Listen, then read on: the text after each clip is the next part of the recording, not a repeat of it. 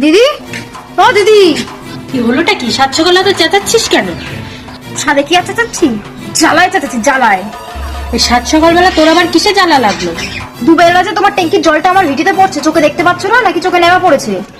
তোর ভিটে মানে সব জায়গা কি লিখে টিকে নিয়ে নিয়েছিস নাকি?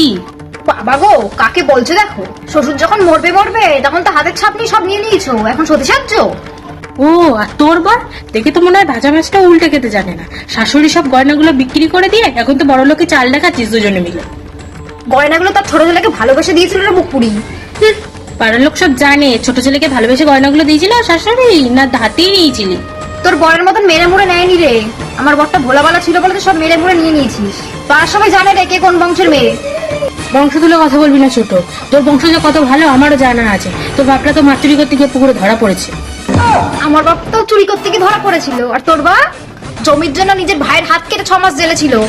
অমন বাড়ির মেয়ে আর কত ভালো হবে। ও, আর তুই যেন ধোয়া তুলসী পাতা স্কুলে থাকতে কতগুলো ছেলের সাথে যে ভাব করেছিলি সেগুলো দেওয়ার জানে।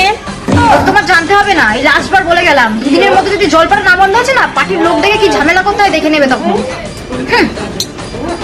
হ্যাঁ, যা যা দেখে নেবো। এখন আমার ভিটা থেকে বিদায় হতো।